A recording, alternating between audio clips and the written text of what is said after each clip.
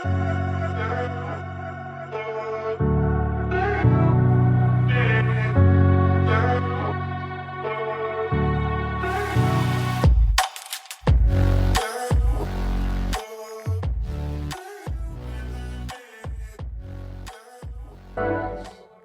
to the 293 Code Podcast. Today's episode is called The Mirror Effects. Let's get into it. This is leading all kinds of ways. It reminds me of a tree that branches out in so many areas in so many ways. Let's get into it. A lot of ways. And some of the ways are very negative. Explain that. Well, when you say the mirror effect, right? How we talked about before, it brings out the insecurities in a person. Mm-hmm. So sometimes you bring out those insecurities to see if it's going to bounce back at you. And sometimes when people respond back to you about your insecurities in a way that you try to disclose and undermine it, Mm-hmm. then you have to go back to the mirror yourself on a different day to see how you're going to respond. Because sometimes people don't like for other people to call them out for who they really are. Mm-hmm. And so they try to deflect it back upon you because it's something that they're not comfortable to discuss with yet. People do it all the time, especially when they get into arguments. There may be things about themselves that they don't like. That's true. And they'll call it out on you to try to belittle you to make themselves feel good. Yeah. You know? And if you think about it though, sometimes where it started from Mm-hmm. is when we were small. And what I mean by that is just imagine like when you had parents Mm-hmm. who pushed so hard on their child to become something that they wasn't. They don't take the time out to work on themselves. They just belittle the kid, make them feel like shit. And then that kid learn that same behavior and go find somebody else beneath them to pick on and carry on the same pattern. Yep. You know? So as an adult, when we see it now, when another adult try to do that to us, how do you handle it? Before therapy, I used to be like, I'll just shut down. Right. I shut down, and then I have all these thoughts coming in my head. Now, I just be like, this ain't got nothing to do with me. Right. So I'll just tell them, okay, and then I walk away. And I mean, that's still, it's kind of similar, the same, right? Like I don't shut down, but I'm not going to give into that feed. Yeah, you no longer realize that energy don't serve you anymore. No, it don't serve you no more. Yeah, I can see that. Yeah. How do you handle it? See, for me, I'm kind of the same way, but it's a little bit different though, because it's just like I have to walk away because what my mind is telling me, Mm-hmm. it's like, nah, I can't do that to that individual. You know? Mm-hmm. Because see, the thing of it is, my mind play tricks on me when you're coming for my energy Mm-hmm. or you playing games with me. Yeah. You know what I'm saying? No, so I it's a different intake. Yeah. Because see, I'm one of the people that have to take medication for my moods and how my mind play tricks on me. Mm-hmm. So it's one of the things is just like you said, when you start therapy and you realize the things that have bothered you for years and the things that you went through because you didn't understand it as a kid, and then you still trying to learn and put pieces together to where they fit as an adult, you have to protect yourself. Right. Because the thing of it is, like, you got people out there who are very insecure in themselves that try to pick and pull on your energy to make you look like the bad person, just to get you out of character. And so it's a struggle. You know what I'm saying? And it's just like walking away because you know what? My mind tell me just like, hey, just go full throttle on them. Go full throttle. Because like, I'm gonna be real with you. Sometimes I can have a conversation with an individual and I may not say much, right? And you know how I am. If I'm not talking, you know, look, I'm irritated, something wrong. Because in my mind, as that person talking or whatever, my mind just be like, just go ahead and just smack the shit out of their ass. You know what I'm saying? Like real talk though. Real talk. Yeah. So like when you have to sometimes take medication just to kind of calm those thoughts down, you know, make sure my mood is in check, just be chill, cool, calm, and collective and stay in the moment, stay in the here and now. Because a lot of times I don't be in the here and now. You know what I'm saying? Because it's a survivor mode. I got to get you before you get me because I've let too many people drag me through the mud. Okay. So once you learn, like, hey, it's okay to speak up for yourself. Hey, you know your worth. But then I also had to learn that most people are still learning, whether they got mental health issues or not, is that you don't have to always defend yourself. Sometimes it's okay to walk away. Yeah, absolutely. And so that's a thing too that, I think everybody struggle with because it's all about getting the last word and proving to everybody who's right and who's wrong. At the end of the day, everybody's going to have their opinion on whatever, right? Yeah. So it's like once you learn how to stop convincing people of what really going on, of the narrative that has been set, hey, you cool. You know what I'm saying? Yeah. But like for me, I have to walk away. I have to regroup. I have to rethink my whole life. And then I can come back to a situation and be chill and cool. If I'm quiet, leave me alone. Yeah. And you know that.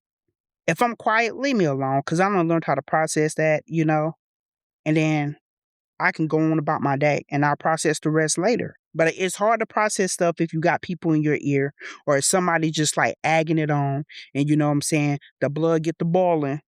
Are they telling you what you're doing wrong? Right. This or just picking at you. You're not doing this right. Or if you were like this, it's a lot of things that, now I'm just like, I'm not.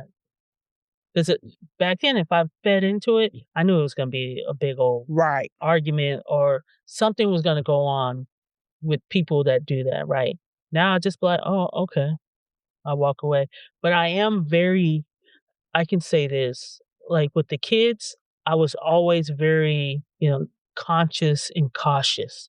If that Right. makes sense. Right. Because I know that I had childhood trauma that I didn't want that put on to the kids, right? Because, it's a mirror effect, right?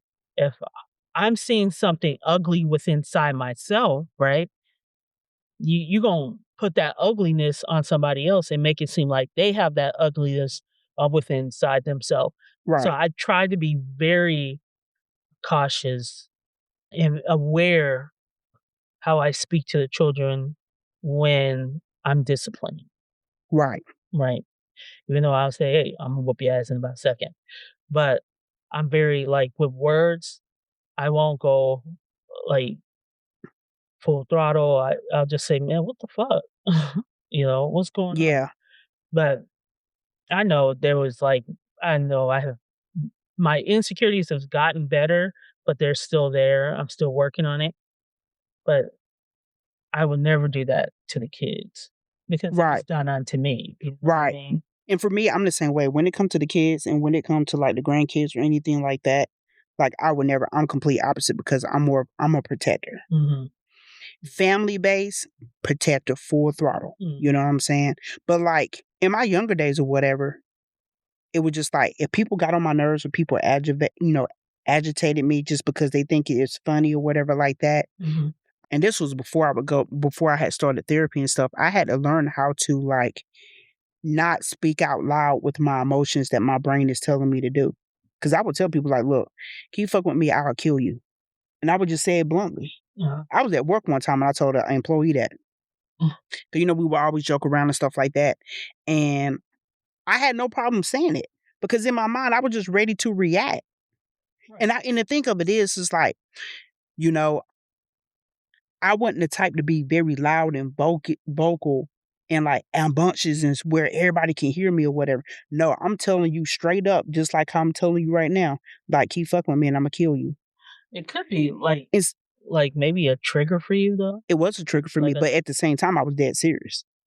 I mean, yeah, you were dead serious, but like if somebody is putting their insecurities on you and they say something, they keep going, like because it happened to you as a child, right? Right. And so it's just like it's a trigger, and then that trigger you pop off. You pop off because when you've seen it a lot. And then at the same time, it was just one of those things where it's just like I would get very agitated. And it would be a sensory thing too. It's like you said, when somebody keep mess with you, they think it's funny or anything like that. Ain't nothing funny, bro. Just like I never liked being tickled or anything. And like my whole thing, my go-to was like, look, I got big hands, right? Because I'm tall, my hands are long, so it just be like, look, I'm going straight for your throat, and I'm just gonna suffocate the shit out of you. You know what I'm saying? Like, but that's how my mom would think. Yeah, true. And so I still tell people this still to this day. It's just like, look, I have a whole totally different side.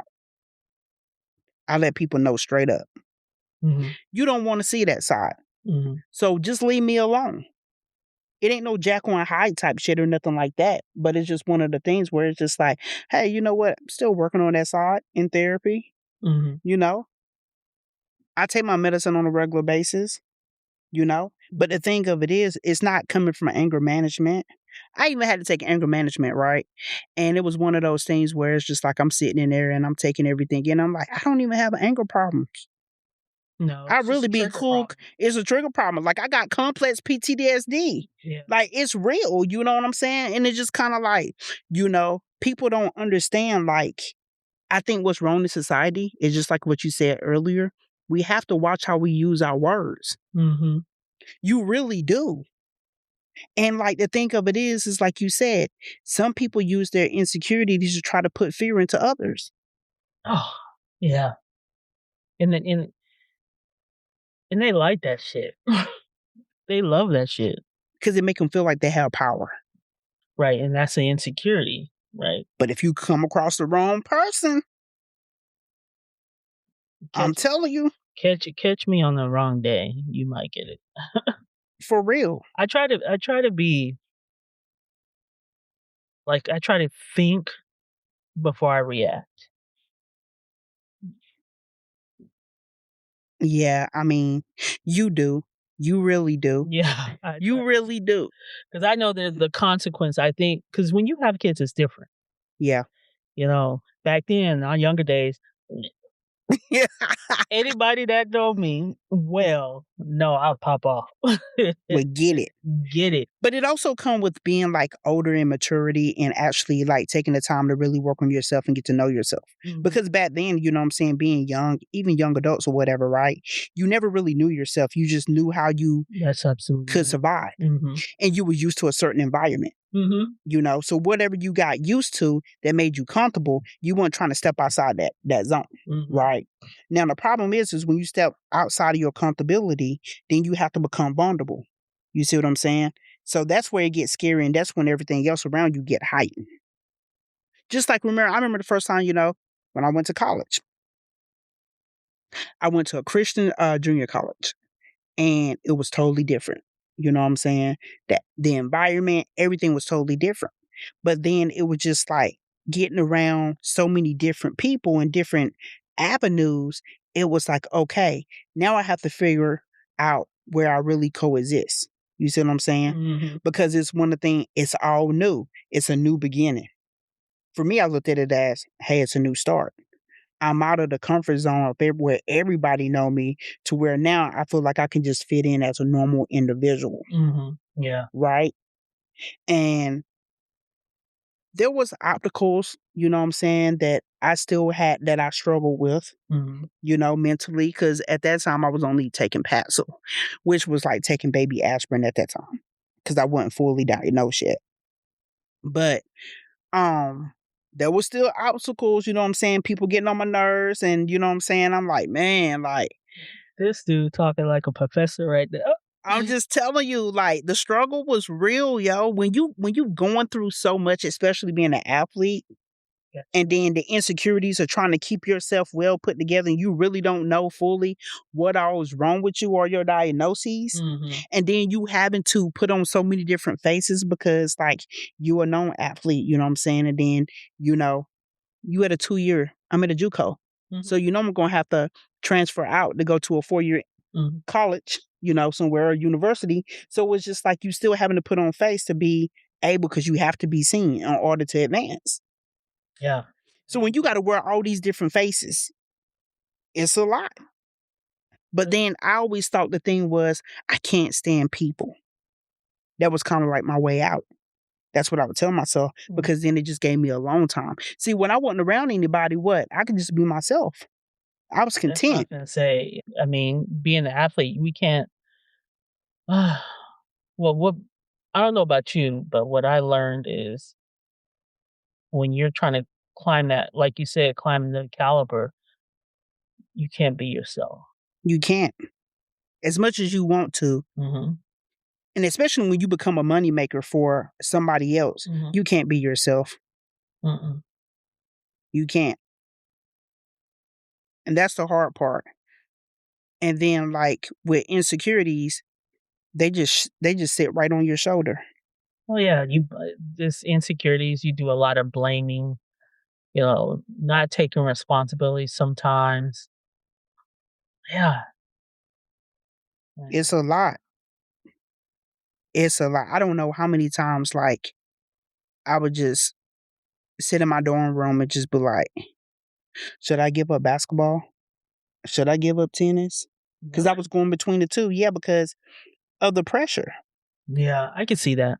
Because, also when you have depression or whatever, you start to lose love for what you worked so hard for. Mhm. Because then you ask yourself, why am I doing this? It becomes more of a job and less fun. Yeah, Like when you gotta show up. Like when you first start off playing sports as a child, it's fun. And that's why I tell the kids, as long as you're having fun, but you're learning at the same time, it's fun. And then when it start becoming a job and you have to show up a different way, you gotta, when you go into the locker room, I remember this clear as day. Going into the locker room, it was actually, we were getting ready for what, state? And I remember going into the locker room, I was like laughing, joking, going to the locker room. And then when I went into the locker room, I knew it had to change. And then see, I felt it like, and this is way before college, right? right. I felt there was a sense like I felt uneasy Why was that? because now I'm thinking about, am I going to have to perform? I hope I do a good job. Or, I'm looking at my other teammates. And I remember saying this one time, like, and it had nothing to do with them. It had a lot to do with me, put my insecurity onto them. Like, what did I tell them? Like, you're just not going to do great. Like it was just really like, I don't know, like out of the blue, it became nervous. I had diarrhea. I know about them days. You know what I'm saying? Like, even with track, I was like number one in state. And I think I was the 25th, like all around, right?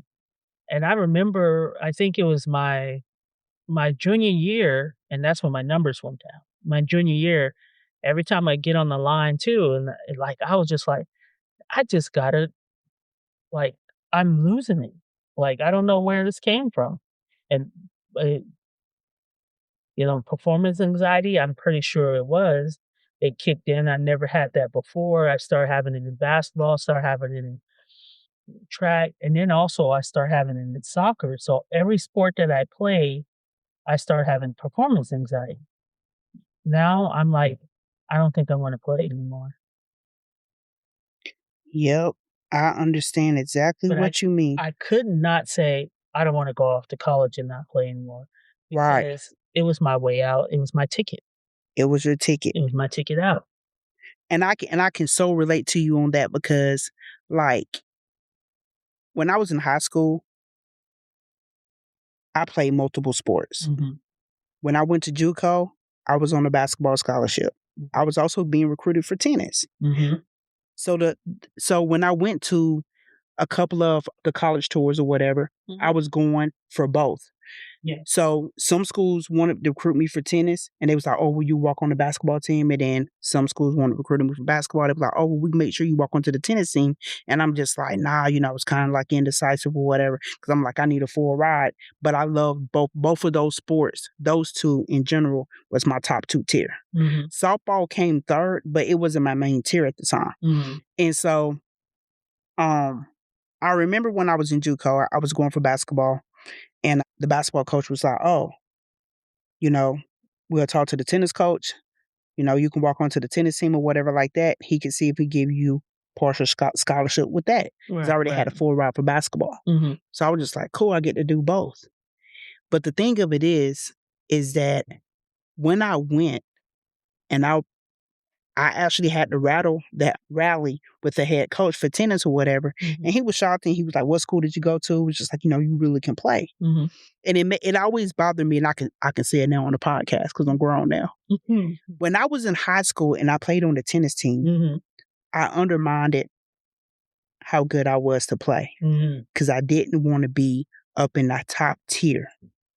And what I mean by that, when we played tennis in high school, we had singles. It would go ranked 1 through 7, sometimes 1 through 5, which meaning like your top player to not the weakest because it didn't rank like that, but your top 5, right? Right. And so then we had the top 2 sets for doubles, number 1 doubles, number 2 doubles. Mm-hmm. So I always played in the fifth spot for singles, and I played on the number 2 doubles team because the 1 to 2 player for singles would play on the number 1 doubles.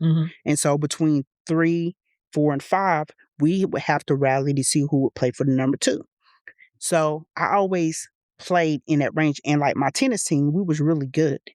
And so I never wanted to outshine anybody. And I was just like, man, I'm gonna make sure I do enough to where I'm going to play and I'm a starter because like if you didn't make the cut between 1 through 5 on game day, and for either doubles or single, you just came as an extra to support your team. That's how our tennis team were. So I always made sure I played every match that we had. And every week as we practiced, we always had one day out of the week where we had to compete against each other to hold our spots. Because if you lost that match, you lost your spot for the next tournament. I remember that in college. So the thing of it was that it wasn't until I got to college where I actually competed. And I was like, you know what? It's no pressure because the town that I'm from, shout out Belton, South Carolina, we have the Palmetto tennis tournament that has been going on for years that holds in our town every year. Like it's huge, televised and everything. So the thing of it is I waited till I got to college to shine in that sport because I'm like, hey, don't nobody know me. And I played number 1 singles and double for the 2 years that I was there. Then we went to nationals and I got player of the year. And the thing of it is, I didn't realize how much fun it was for nobody to know me in that spotlight like they did with basketball, right? This was one place I could be myself and be under the radar. Yeah, it's easier. You know what I'm saying? Now, looking back on it, in high school, people would be hella pissed because they just like, oh, you was holding out this whole time. Because I didn't want to carry on that I had to carry on for basketball. It was too much pressure. You see what I'm saying? Yeah. And so the thing of it is, like you said, it comes with a lot of insecurities because you sit there after every game, get home, people in your family, oh, you should have been doing this, doing that. People on the outside, and you got people cheering you up. Oh, you're going to be a superstar. You know what I'm saying? Like all that bring in, like you said, so many insecurities for you as a player because nobody ever asks like how you're feeling. Because like you said, you never feel like you can never have a bad game. Oh, no. Or just a bad, if I ran a 4x1 and it was bad, and I don't think I ever ran a 4x1 bad, but it was a lot of pressure and a lot of stress. And like I said, like insecurities can pop up in many ways. It doesn't mean that if you're having insecurity, you're going to blame somebody, or it's not going to always go that way. It's always going to, like for us, I can speak for myself, like just try not to be the center of attention. Right. Want my teammates to, hey, no, I want everybody to come along, and actually put myself on the back burner. Right. So because of my insecurities, so the rest of my players would shine. In a way, it was, small, helpful, but it wasn't helpful for me. Right. But, now I look at it and I still, there's times I still have to work on things because I don't like to be in the forefront Me of either. anything. I like being competitive, but I don't like the center of attention. No, I don't. I hate it. It's like one thing, like for me now, Mm-hmm. as an adult, I look at it like I want to go have fun. Mm-hmm. I don't want the underlying pressure because what people see as pressure now, Mm-hmm. I don't see it as pressure. Mm-hmm. And it's not that I'm knocking how they view pressure, Yeah. but I done seen it on the highest performance. Yeah. And then when you play at the collegiate level, totally different from high It is school, totally different. recreational, YMCA, Boys and Girl Club type play. Mm-hmm. It's way different. I mean, You know, you have to show up and you like sure do. my whole thing I used to say in sports, and I still say, show up or show out. Yep. You know, and so like I said, insecurities can pop up in different ways for people. You And know. well, now, like for me, it's just like how I see sports now is more of a lifesaver. Mm-hmm. But one thing that I will refuse to do that I still process and still today is that like I refuse to be in a situation where I'm no longer serving a purpose. Yeah. Yeah. For me, it'd be like it's time to move on. Mm-hmm. It's time to move on because at the end of the day, back then, I never put myself first. Mm-hmm. And if you're going to continue to put yourself first in everything that you do, you have to honor yourself because nobody else is going to do it. Yeah, you're absolutely right on that one. People may not ever see your view on things, but the thing of it is that it's not about being selfish. It's about making sure that you're happy at the end of the day. Because if you continue to please everybody else around you Mm-hmm. because they just want you there, you're the one that's going home alone. You're the one that's like, damn, I'm not happy. Yes. Why do I keep putting myself in these situations? Mm-hmm. That goes for work, family, sports, whatever. Mm-hmm. If you don't put yourself first, you're never going to be able to work on your insecurities, and your insecurities going to always keep you stuck. That is absolutely true.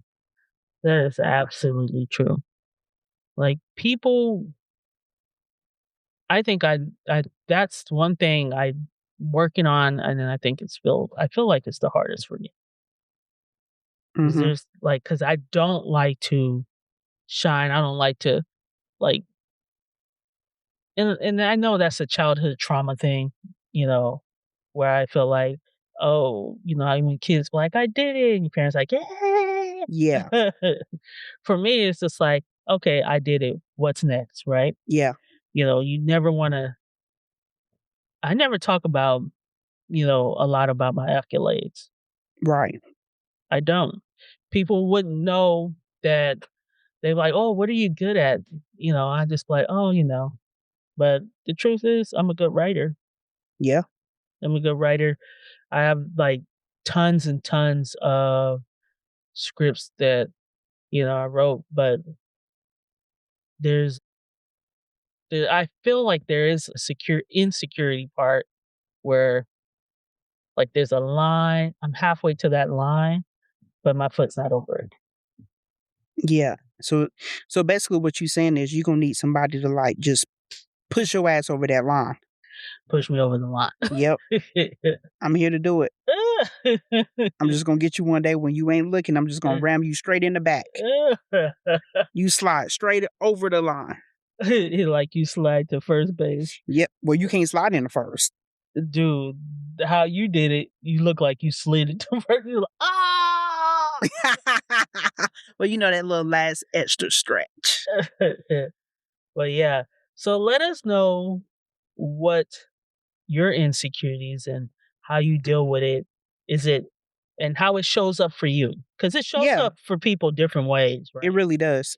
So, and and what's the mask that you wear to try to hide that insecurities, and how it pops up through either blaming someone or telling someone they're not doing something correctly, or talking really down on them or actually shutting off, not getting things done?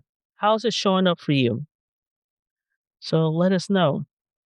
And I will put our email on the website so you can email us and tell us. And if you have any subjects or topics that you want to talk about or come onto the show, email us and I'll put it up on the site. That way on our Instagram as well Yeah. and our TikTok TikTok. and a lot of our socials.